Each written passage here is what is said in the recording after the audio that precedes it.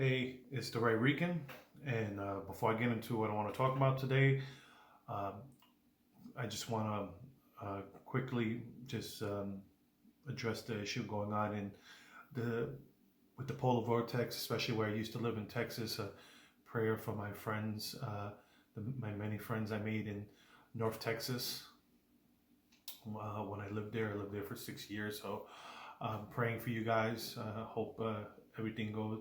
Hope the rolling blackouts come to a quick stop, so like that you guys could not have to be so cold. I know how bad it is. I mean, I know how bad it could be. Uh, right now, I'm in my cold basement, short sleeve shirt. But it probably still might be warmer than where you guys are because the basement here at least keeps a constant temperature in the 50s. So, um, but anyway, uh, back to the topic. Well, now to the topic at hand. I wanted to address Joe Biden talking about gun control, which I remember getting into a discussion with a friend of mine out here who's a member of the NRA but voted for Biden, and he told me, "Oh, Biden's just doing the whole gun control thing. He's not gonna do nothing about it when he gets elected. He's just saying that so he could get votes." I'm like, he supported the 1994 gun ban. So, and what is it, 92? Whichever the gun ban what year was, Biden supported it. So, what makes you think, it's going to be any different now? And it's not, because here he's calling for uh, common sense gun control, which we know is nonsense.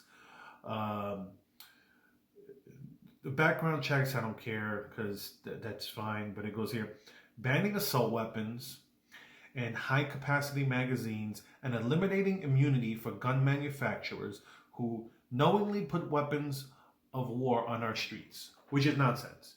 Because that's the whole thing. That's the one that worries me the most, is actually the liability for the gun manufacturers. Because what they're doing there, that's basically, we can't infringe the individual right of people to own guns, but you know what?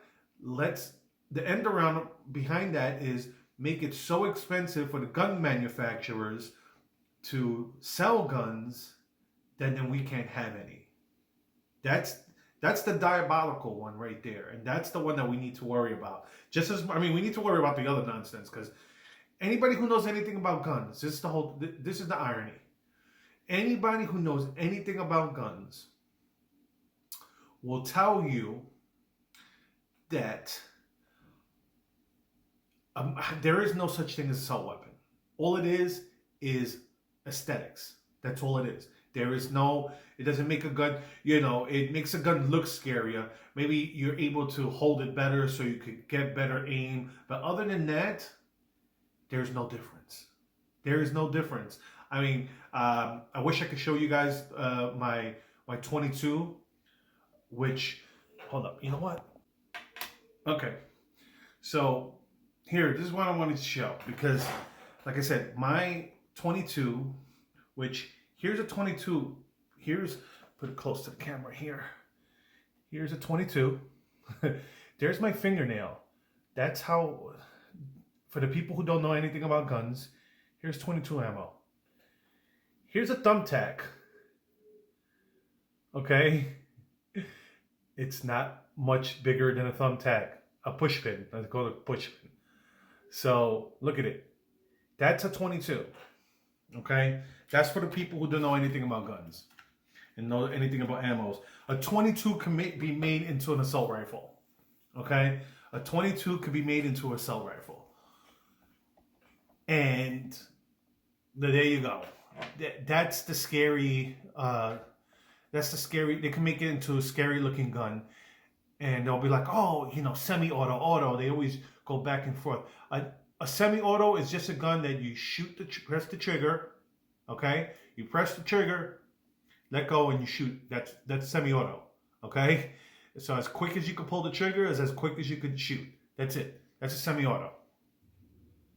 So if they're gonna tell you they're gonna ban assault rifles, That's what they're, really they're, and it's an end around because they don't want to tell you they want to ban semi-autos because that's what they're going to do. They'll start with the physical appearance and then they'll gradually go into, oh, well, well, since it's the same gun and we're already banning the scary looking one, now let's go into the one that's not the scary looking one, the one with the wood finish, like I have. I have a wood finish 22. Anyone who knows anything, I have a Ruger. I have a Ruger, so with the wood finish, and it's so, come on, that's what they're going for. They're just trying to. They just drum out fear, and here's the anniversary of Parkland, and they're trying to get emotions behind it because they have no facts behind passing these laws, because they're not gonna. All they're gonna do is prevent law-abiding citizens from owning guns. That's it. That's all it's gonna do. And I knew this was coming. The whole thing. Hopefully, there's enough.